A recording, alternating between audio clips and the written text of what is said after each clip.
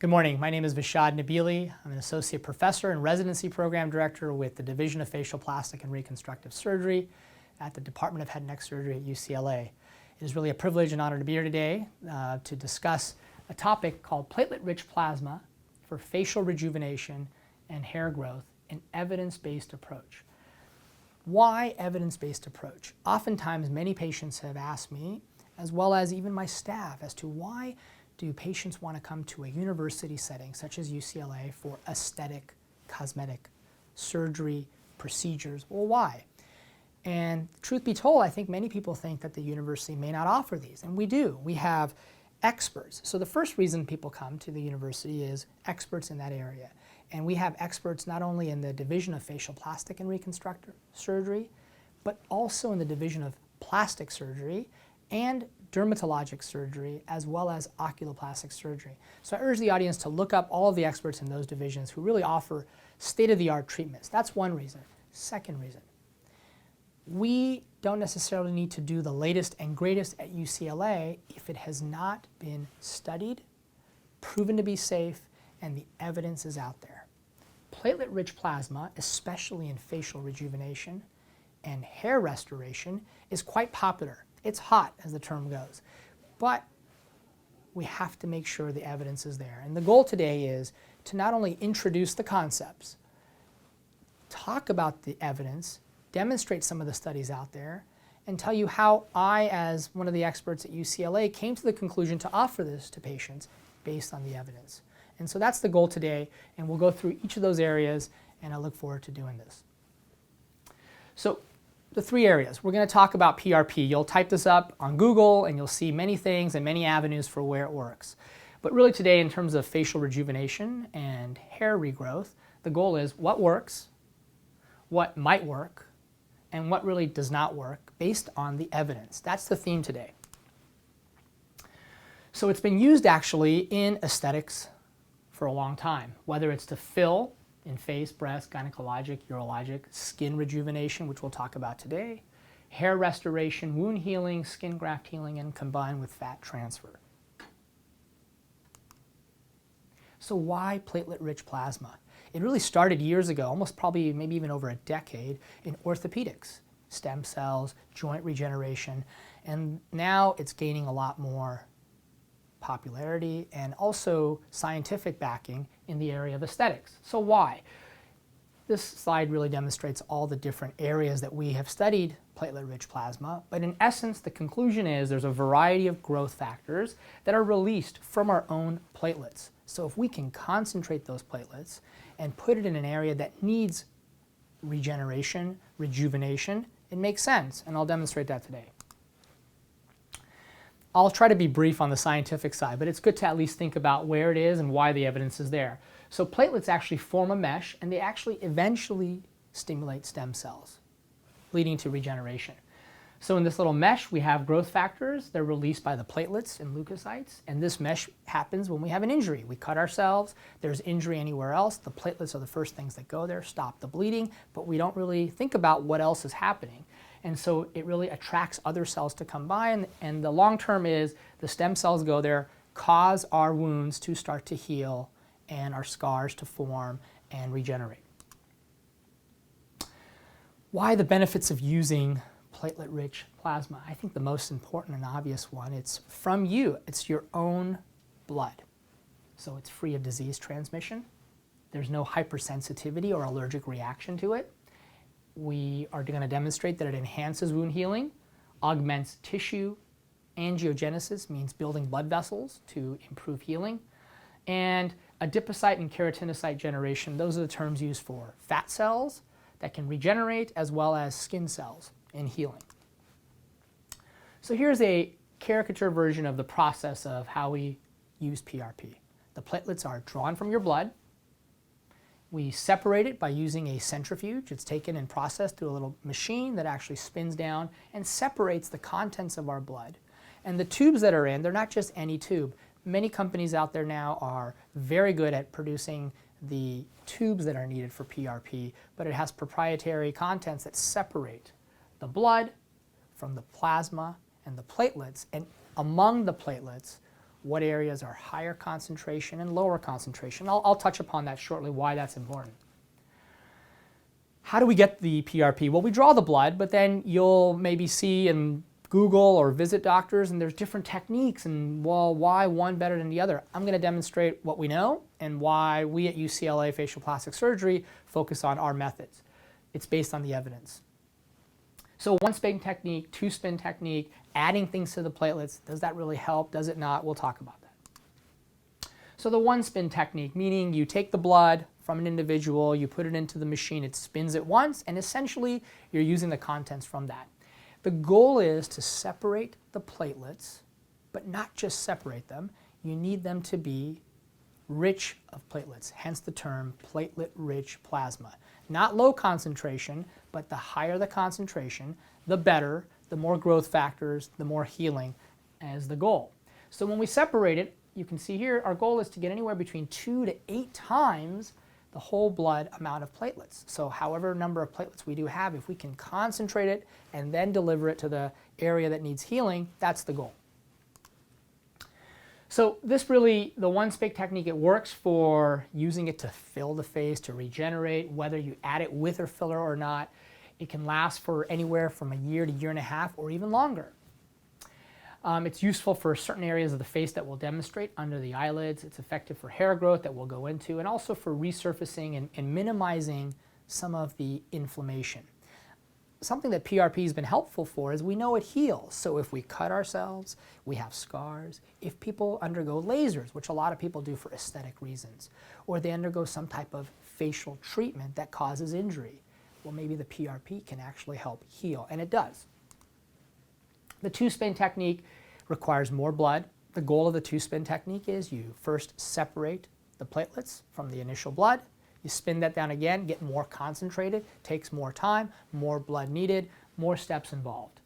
And in orthopedic literature, it's really helped a lot using this technique to really get the highest amount. And we'll talk about what we use and why.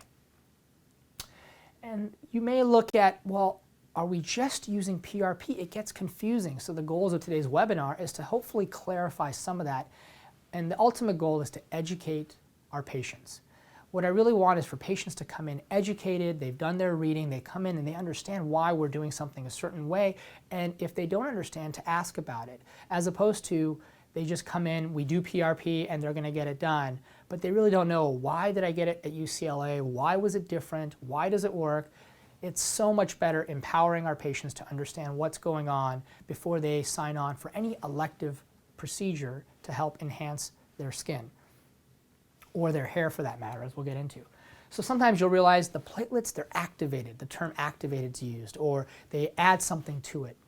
For example, a fibrin matrix. The thought behind this, simply put, when we cut our hand, for example, we bleed, and then a few seconds later, a minute later, a clot forms. If we go in with a microscope and look at that area, the platelets are there, but they got activated by the injury. So that in and of itself will activate those platelets to release the growth factors. The thought came in, why don't we add something to our platelets while it's in that tube, ready to be injected, that already activates them. And that's what this matrix is. And we'll talk about why I personally don't use this, and many of my colleagues do, and there's nothing wrong or right about it. It's just technique, the evidence behind it, and for me, less is more, and we'll talk about that. So what we use at UCLA Facial Plastic Surgery, people ask, well, what is your device, what company? I have no relation specifically to this company per se, but this is based on the evidence. We want something that's simple, safe, the evidence is behind it, and so we use Eclipse. It's been around quite a while. This got a lot of popularity. This was the company that was involved with one of the creators of what was told as the vampire lift. And a lot of people ask about the vampire lift. It's trademarked. The physician behind it was a brilliant person who came up with the concept of including your own blood, adding some things to it, whether they're fillers, and to create these types of lifts. And I urge you, if you're interested in that, to look up on the vampire lift for the original creators of it. But this company and what they use, they have a version that's now a highly concentrated tube, and I'll talk about that. So why use the Eclipse system that I use? Well, simply put, in the old system, initially we had these regular tubes, and we described here that it separates the blood from the platelets. But if you look at this picture, there's a platelet-rich area of plasma and a platelet poor. So if we use a higher concentration tube, that still involves only poking you once, drawing only one tube, but we get a larger amount of platelets and a larger amount of the platelet-rich, it's far better for the patients. We do one spin, one blood draw, one tube. Older systems, if you need that higher concentration, maybe more blood draws if you can't get enough from one tube, maybe another needle stick, and you need several tubes, and it gets costly because the costs are per tube. So I think this is really a big game changer for us, and Eclipse is one of the companies that provides it. So let's get into what works. Kind of introduce the idea of platelet-rich plasma, how we remove the platelets and how we prepare it. But let's talk about what works. So the three areas that work, and we know that from the literature. And let me just digress for a second. You know, platelet-rich plasma in aesthetic surgery has been around for a while. I would say at least 5 to 7 years in aesthetic facial plastic surgery. And people ask, Dr. Nabili, how come you're now just starting to use it? I was a little bit skeptical, and I wanted to wait and see the data. And lo and behold, the data is coming in. And so this is the areas that I will demonstrate for you from the literature that it works. Facial resurfacing, skin rejuvenation, either PRP alone, PRP with microneedling, PRP with Fraxel or CO2 laser. Hair restoration, multiple protocols now show positive results, evidence for improvement in pattern hair loss for both men and women, evidence for improvement in spot hair loss, and there are some conflicting studies, and we'll talk about that as to what our protocol is now at UCLA, and then injection of PRP with or without HA filler. You may notice the term, what's HA? It's hyaluronic acid. Many people don't even know what hyaluronic acid is, but it's simply put the fillers that are used today, that's the most popular type, whether it's Juvederm, Restylane, they use a hyaluronic acid. And so the concept of adding it with your PRP, we'll talk about that, and there's some evidence that shows it does work. So let's start with PRP for skin rejuvenation. Let's look at the evidence. Okay, probably a really technical slide, but I wanted you to have to see it. What are some of the mechanisms scientifically for how it works? We think that basically it goes down to the biologic level. And in essence, what it does is it improves the collagen. The main point I want to get across is PRP, based on the literature, doesn't actually act as a long-term filler. So if you get PRP injected and you think, for example, under your eyelids, it's going to last a long time from the moment they put it, it's not true. What it does is, for the short term, probably a few hours to a few days, maybe even a week, it may feel or look more full because the platelets are injected. And then it decompresses. The filler aspect disappears, but yet, over the next several months, the rejuvenation and healing causes the texture, the tone, and the contour to improve. So it's not a filler in the sense of Juvederm, Restylane, the hyaluronic acids, but it actually improves the collagen. So these are just some areas, and you can get PRP to the entire face, scalp for hair, but since we're focusing on facial rejuvenation, you can also get it to the neck area. And basically these are very similar to injections of Botox, small areas that we inject, and different layers. And I'll show photos of where we want to get in the layers of actual PRP to get in. PRP topical, you may look and say, gosh, I've heard that they put PRP, they put your platelets and just literally place it on your face topically. That does work, but it really works if there's actual injury or insult to the tissue so the PRP can get in. Injecting it gets deeper and it causes the collagen to regenerate and heal at the deeper level. I put this slide courtesy of one of my mentors and colleagues, Dr. Gregory Keller, who's been really a pioneer in PRP and lasers for a long time. And this slide is someone who's had PRP to the cheek and eyelid. They look rejuvenated. This is months down the road.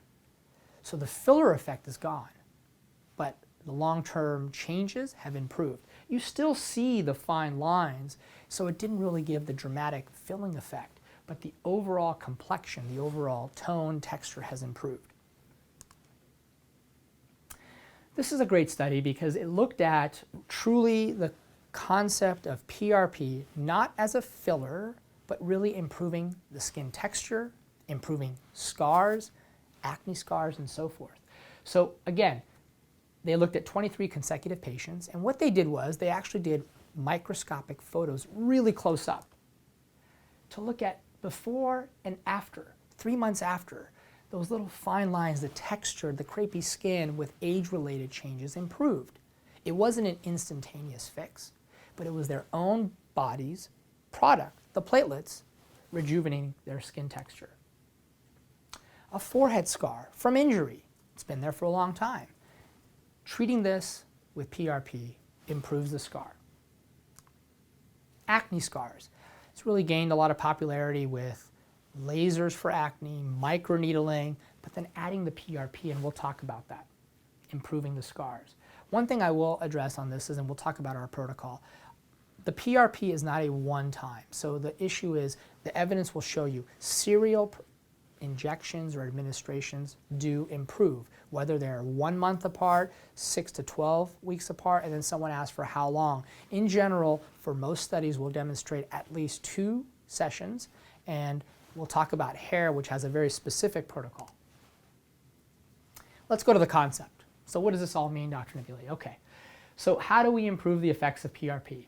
So here is the layers of our skin in a caricature showing all the different layers. Healthy, youthful, you see a lot of collagen, fibroblasts. These are the things that give us good texture, good tone, lessen the sagging. As we age, we lose a lot of that. Our skin becomes more elastic. Here's the concept. If we damage the surface, that will stimulate healing. We know that when we cut ourselves, we start to heal. But as we damage, if we can inject or administer some growth factors from platelet-rich plasma, either from above or below, that's the concept. How do we do it? So one way to improve the effects of PRP, get at it from both levels. Attack the surface, activate the PRP by the injury, and then inject the PRP to the deep level as well as topically. How do we do that? Well, we already know. Many of us get facials with laser or microneedling. Microneedling, there's 2 different more commonly used devices out there. There's a roller that's quite popular now, and there's a microneedling pen. And what they do is there are these fine needles, and they actually penetrate depths of the skin. I need to bring up one point because I've had patients as well as some of my staff members say, Dr. Nabili, I was at the store and I saw an over-the-counter microneedling device. Yes, there are some out there. Here's the difference. If you go to a board-certified aesthetic surgeon and they're certified to use these, they have a longer depth that is critical for us to get that response. If it's over-the-counter and you see it, chances are it's something that's either off-market and we don't know the usages, but also it does not get the accurate depth that we need. So the injury happens. We go back to our slide. We talked about youthful, age-related, cause the injury with microneedling, and look what happens. Stimulation of new collagen production, get us back to that youthful skin. Let's look at the data. It goes back to evidence-based. So does microneedling with PRP help? Here's a study. So they did combined platelet-rich plasma, 50 patients, acne scarring enrolled, and it was great. These patients went to, they're called split-face studies, and later on for hair we'll talk about split scalp. These are people who volunteered. This is in the early works of looking at the data and comparing the same patient either side, and improvements were seen with the PRP-treated side in reduction of acne scarring. Here are some pictures. Again, pre and post. One side got, the upper side got the PRP, the lower side with microneedling, and the lower side got the microneedling with saline. Same thing here and here. Improvements. So we do know that if you can combine the effects, far better. This is another slide, and it's a little bit small, but again, looking at lasers. I talked to you about that as well. Can we improve healing, the downtime, with the PRP? And lo and behold, you can. These are people's forearms that were treated with laser. Redness improved, and the discomfort improved with the sides that had the PRP.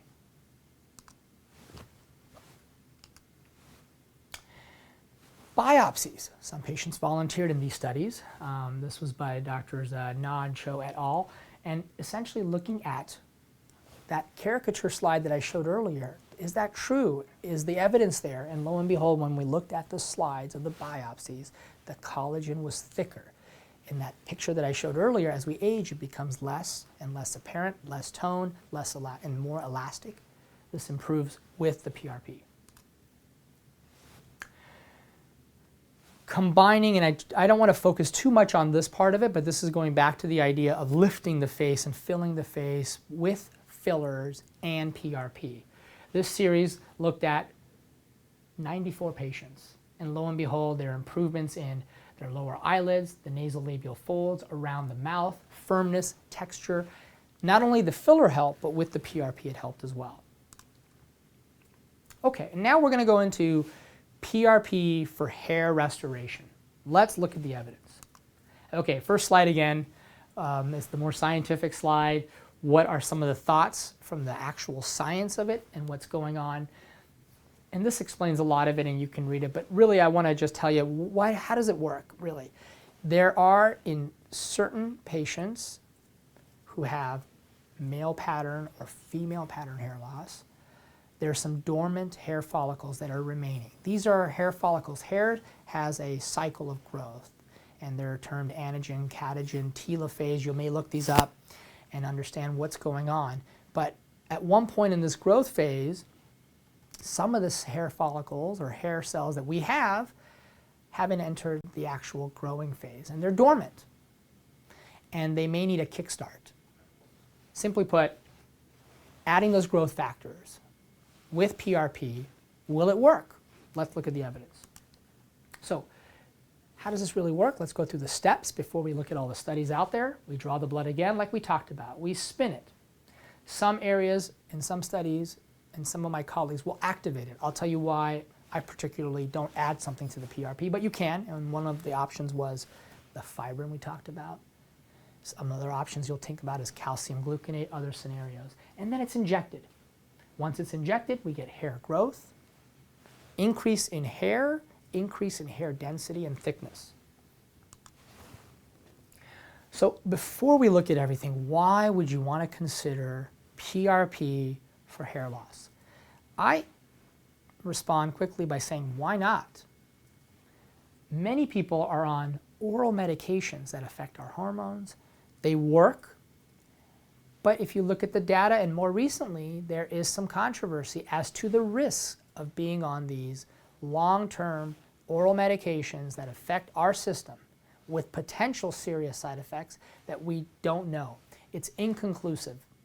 And it's usually in the urologic literature that you'll read about it and find out. But the real question is you have to take that pill, whether it's Propecia or others, every day, forever. The moment you stop, the hair loss happens rapidly and it comes back. Some people talk about taking herbals and biotin. These are all oral medications with really, again, we don't know what the side effects may be, although it's been quite safe in thousands and hundreds of thousands of people throughout the world. You don't need a topical medication. Rogaine, for example, minoxidil, it causes hair growth. You got to put it on topically. It may be greasy, it may be bothersome to many, and again, lifelong. Every day, sometimes twice a day. Hair transplant, amazing. I think, and this is in no way trying to say we shouldn't do hair transplant. In fact, our hair transplant experts, and some of them at UCLA as well, and out in the world now internationally, have now known that when we do hair transplants, if we add the PRP, it may last longer or improve that. So we're learning from both sides. But why hair transplant may be an option not for everyone? Here's why. There's two major techniques. One is to cause a scar in the back of someone's scalp. And if you're going to lose hair, it's an evolving process. 20 years from now, after your hair transplant surgery, you will lose the natural hair that you're going to be continually losing, and maybe the scar will show. The other topic, or really popular method now that's really changed things for hair transplant surgery, is when they just take these follicles It's called follicular unit transplantation. Tiny holes, essentially scarless. However, I argue that if the hair is lost over the next 20 years and you get thinning even in the back of the hair or less hair, those punctate small areas may show themselves. So PRP, no long-term medication. It's from you, and if it helps, great. How long will it last? We'll get into that. Indications. So as of now, the two most common ones, and I put this differentiation because it's really used loosely. People think, first of all, there's only male pattern baldness. That's incorrect.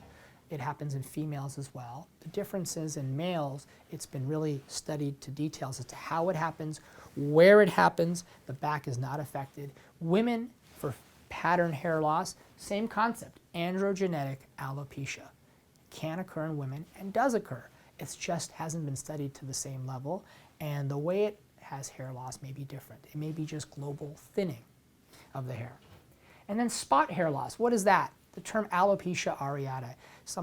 Most of the studies have now demonstrated it may be an autoimmune phenomenon where you suddenly have patches of bald spots. PRP has been shown, and we'll demonstrate that. Okay, let's look at the data, and I've highlighted the most important parts of these studies, and I'll tell you why. So, androgenetic alopecia, the male pattern, female pattern hair loss, 23 patients enrolled. Here's the key points. 3 treatments, each 1 month apart.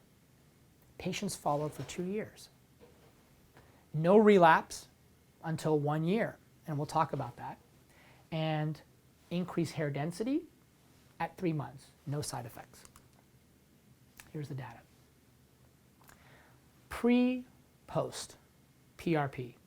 Definitely more than 1 session will get you here. That's the key, and we'll talk about that. Another study.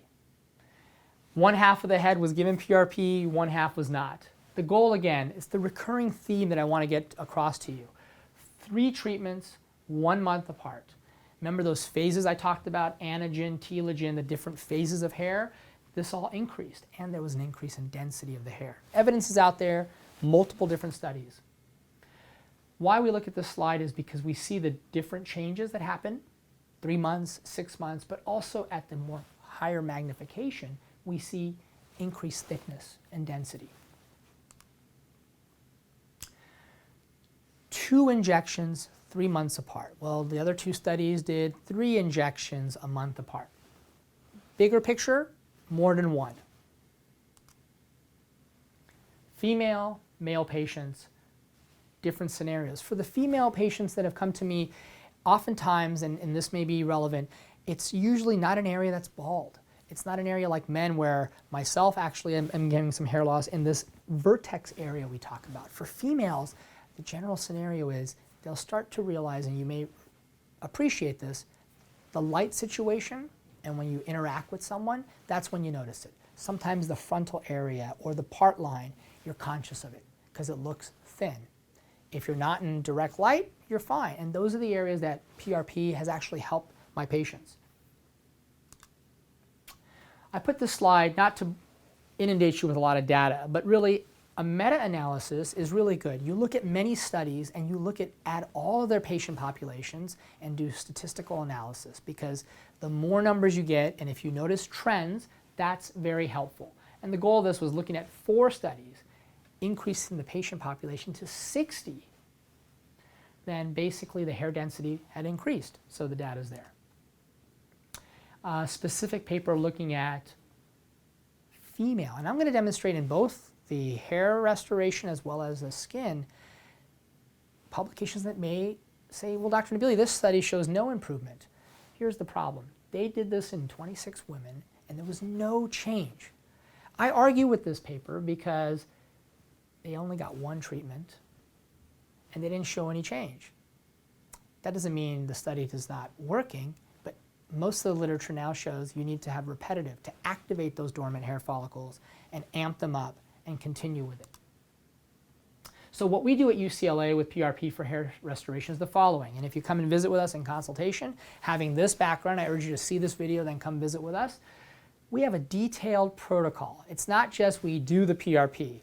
We actually have a protocol that says, based on the evidence and what we want to offer you, is we want you to have a success. And in order for you to have a successful result, we need to take all the evidence that's out there and try to combine it to make it simple, safe, and worth your while to give you the best results. So we have a protocol for males and females that are different.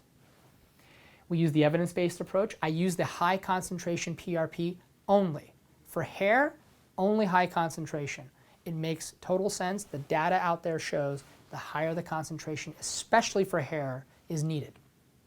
Serial applications. If a patient comes to me and says, Dr. Nabili, I want to do the hair, but I'm just going to do it once, I actually won't recommend it. And I will recommend others who may, or just have them go somewhere else. Why? Because evidence-based approach, one may not make them happy. And it can't be one, then come back in a few months. So the protocol is a monthly protocol. For women, we do 3 months, 1 month apart. For men, 4. And like the data shows, after the second session, and usually by the third, is when we start seeing the changes. And the changes continue for beyond 1 year. We do a long-term follow-up, minimum 2 years. Here are some patients after 3. First session, maybe we got some hair. This is now growing. Pre, post, male. These are my patients along with Dr. Keller's. Pre, post, female. And you know, I want to really educate the audience. So what I also think you should also look up is on Google, and if you look up on, I believe it was on ABC News, but an actual physician underwent PRP, and if you Google it for hair, and you'll see, and it really was dramatic, and that really helps people to see, yeah, it's being done, it's been popularized, and even physicians have undergone it. And some of my physician colleagues have had successful hair growth. That's pretty remarkable. So other indications, so we talked about this spot hair loss. And so spot hair loss, they think it's autoimmune, you give steroids, and so that's normally what we do. But when we added PRP, it was improved. Less hair dystrophy, less burning, less itching, and increased hair. This is people who have this spotty baldness. It's not based on anything except that it's random and areas have loss of hair. If we didn't treat the top part, same patient, the back had this alopecia areata, spot areas of baldness. Same patient, the back was given the PRP, the top of the scalp was not. And even in this population, it works. So now we know what works based on the evidence, and now what might work. This means not necessarily proceed with caution, but maybe we need to be optimistic, but still guarded as to the results. So injection of PRP without HA, that means taking the PRP and using it like a filler. I already gave the preface ahead of time. If you think it's a filler, you may not be happy, because when someone gets a filler, and it's usually associated with HA or hyaluronic acid, we want immediate results. I get that. You want to have your lips more full. Get rid of those tear trough areas or nasal jugal folds right under our eyelids and have it last, not just go away, and maybe you don't want to wait months at a time or have the PRP repeated. So injecting it without HA as purely a filler, it may work. We don't necessarily know 100%. If someone's getting fat augmentation where we get fat and we use fat as a filler, can the PRP help with that? Let's look at the data. And then if any one of you out there has ever had a skin graft for any reason for reconstruction, you'll realize that donor site, or where we take the skin graft from, is exquisitely painful. And it's a very brief, simple procedure with a lot of morbidity for patients. And can we help with that? Maybe. So, filling the face with PRP. Here's some data, and you would argue that there is some improvement. The argument is filling the nasolabial folds and the acne scars in the combination, do we actually improve the lines? Do we improve the lines around the mouth, the wrinkles? It's hard to say whether the PRP is actually doing the filler job as a normal run-of-the-mill HA filler is doing, or is it really improving the tone, maybe lessening this line and fine lines here, and overall improving the collagen that makes our skin less lax, less sagging, hence less folds. And if you remember my last webinar where we talked about mid-face lifting, I really tried to focus on these lines. They can be treated, but the source is not to necessarily fill them in everyone. It's really moving the skin back up or toning our face, cause and effect. And if you're interested, please look at that webinar as well. Again, a more focused look, looking at the actual slides. I don't want to get too much into this, but really showing that when we added the platelets with some fibrin matrix, it induced all the things that were good for platelets and acted in terms of improving fat, blood vessel, rejuvenating, and acting as a filler as well. So facial wrinkles are nasolabial folds using the PRP with the matrix. So why the PRP with the fibrin matrix? I actually think if you're going to use PRP as a filler and you want that effect to last longer, it's better to not only activate it with the fibrin, you have to add it, but it also makes it more gelatinous or gel-like. The consistency is better, more like a filler. And the results have shown that it does help. And a really prominent person who's really done great work in facial plastic surgery is Dr. Anthony Sclafani, and his name is written here, and he's based in the East Coast, and you can look up his data as well. I personally don't believe in my practice of adding anything to the PRP. I want to keep it simple. I want to make it easy on patients and just use their own blood and not add anything else to it. Another study really just looking at pretty dramatic results in the folds under the eyes and seeing the results improve with the PRP. And one more for facial wrinkles. Again, more and more data out there. Again, this might work. I think it's very promising. We just need more data to show long term, is this the end all compared to our fillers out there? And then fat grafts. I mentioned that if you are getting any kind of fat injected, one of the problems with taking fat from somewhere and putting it in our face for rejuvenation, it works great. It's a part of you. Does it last? Because it may atrophy or dissolve. And so does the survival of our fat grafts improve? And it might. So I think the data is promising. I also want to show a slide that it doesn't work. So these are patients who have what's called lipodystrophy. It's HIV related. And the study looked at people who have a lot of wasting. And if we add the PRP to fill and improve with fat, does it help? And really, if you gave the fat with or without the PRP, there was really not much change. So again, might work, more promising data, less not promising data, but still we need to be guarded. This, from my practice, actually is very helpful because I have a combined practice. I focus on facial aesthetic surgery, but also facial reconstructive surgery, and skin grafts are used often. And if we can do anything to improve it, I think that would be beneficial to minimize the pain and the donor morbidity from it. What doesn't work? Simply put, if you look at the literature right now, what really has been studied that doesn't work, and I think you have to also be skeptical because when there's something great and we get a lot of positive results, we try not to, I think human nature is to keep looking for ways it's not going to work. But really what we're doing is in facial plastic surgery, we're testing in different areas to see can it improve. Facelifts, most common complication, international, worldwide, the highest risk, even though it's small, is a blood formation after.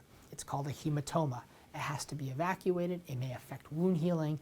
Aside from having very good surgical skills to minimize that risk, studies looked at, well, can we add this to minimize that risk of the bleeding, the bruising afterwards, the swelling? Can we keep making it more improved and less downtime for patients after a facelift? And really, there was no difference. Again, the studies were small, but this is good. We tried it and it doesn't work. And so the literature shows that it may not be. I think good surgical skills, good technique, good postoperative care is the best result for facelifts. And again, this is just the data scientifically showing no significant difference in risk for hematoma using the PRP. Okay, so let's summarize. What works? So what I've demonstrated today from an evidence-based standpoint is in facial rejuvenation, specifically of the skin, if we combine it with microneedling and we combine it with fractional CO2 laser, I think it'll give you the best result. By itself, it's good, but I think combining it, and we offer microneedling in my practice, will help. And I work closely with our dermatologists, and I think that's really important too, with CO2 laser. My colleague, Dr. Keller in Santa Barbara, has the laser components, and that works really well with the PRP. And now let's go to hair restoration. So the good news is we want to offer patients all avenues. Another one of our colleagues and member of the Division of Facial Plastic Surgery is Dr. Jeffrey Ronsley. He is an expert in hair transplantation. Phenomenal results. And I think he's looking at PRP to actually amplify that and improve it. But we want to offer both. Someone who does not want a hair transplant, they can get PRP for it, and we offer both services. Again, we do multiple protocols, positive results. We know that works. It works in pattern hair loss, spot hair loss, and there were some conflicting data, but the data is conflicting if you don't follow a protocol. You can't just say, well, for you, we'll do it today, and then maybe come back and we'll see. And then for the next patient, one time we'll try. So if you're going to come to UCLA, we want to give you the best result, evidence-based, a protocol. So we get you to get the best result. And then injection of PRP with the filler, I think it works, and the data shows that. What might work, just a brief summary, if you inject PRP alone in your wrinkles, it may work, it may not last, it needs to build on itself, and you need to look at it long term. Augmentation improves survival with fat, we talked about that as well, it improves that, and then hopefully the donor sites from the skin grafts. And then what doesn't work, if you're getting a facelift and we're thinking about adding PRP, chances are it may not work. So we're still skeptical, although the data is not out yet, we can't say fully no to this yet. I'd like to thank both UCLA marketing, the university, the health system for really giving me this opportunity. It's a privilege and honor to be here and to share with you some of the things that we're doing and some of the exciting times in facial plastic surgery. I urge you to email me, contact our office, and really look at our websites to see we have many experts, again, at UCLA that focus on facial plastic surgery. Thank you again. I'd like to open it up to any questions in the audience. Great. So, good. So the first question, and we kind of went into it, but I want to talk about it again. What are the risks with PRP? There really has not been much risk. I think one of the risks is really the actual procedure, and I think I want to talk about that. What I mean by that is when you come in, you have to have your blood drawn. So there's some things that we talk about, and it's part of our protocol. Stay hydrated. If you go and get a blood test anywhere, and if you know, for example, that it's hard for the nurses or the doctors to draw the blood, then we recommend really staying hydrated the day before and coming in and staying hydrated. That's mainly the main risk, that you may need more than one needle poke. If you're hydrated, I do my own needle draws. I will draw your blood. I feel very comfortable with that area, and I think that's important too, to make sure that the experience is good. Get some bruising there. When we put it in the scalp, I have not had any side effects, nor has it been demonstrated, but anecdotally, patients tell me, and some of the protocol things we talk about is to wash the scalp with warm to even hot water afterwards.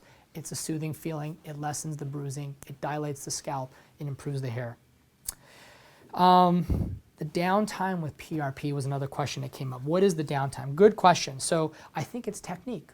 I think the techniques that you use when we get fillers, Botox, the goal is to not bruise. That is the goal. If you bruise, I think it's a technical issue. In some patients, we're just prone to bruising. So obviously don't be on blood thinners and try to stay away from aspirin when you're going to get this done for at least 72 hours. But I think it's technique driven. In the right hands, there should be minimal to no bruising, no downtime. When we combine it with microneedling, the downtime can be at least 24 hours to 48 hours because you're red, inflamed. It's not like a full chemical peel. If anyone in the audience has had a chemical peel, that lasts for at least a week as the peel process happens. Some deeper lasers take longer. The downtime with these are minimal. In terms of the filling effects with the PRP, you're swollen, but within 12 to 24 hours, it goes away. So I think that's great. Another question that's come through is, when is a good time to consider PRP? Great question. So I think a complete medical history is important with any aesthetic surgery, especially of the face and neck. What I mean by that is, even though we're using your own blood and we say it's safe, it's still a procedure. It's still elective. It still involves injecting, and there's always risk with anything that's injected, whether it's an infection and so forth. So if you're immunocompromised, you have a cold, you have diabetes that's not controlled well, a detailed medical history is critical before you undertake any procedure that's elective. But beyond that, I think the setup for getting PRP is pretty straightforward. Many patients want to come in and just do a consultation to think about it and discuss it, and that's fine. I think that's a very good option because it's not necessarily great for everyone. Someone may have very deep lines, very heavy set, age-related changes to their face that surgery is probably the only option, and it's better to save your time and money, but discuss it with a board-certified facial plastic surgeon, dermatologist. I think board-certified surgeons are the best way to help you in understanding what your candidacy is for the best treatment.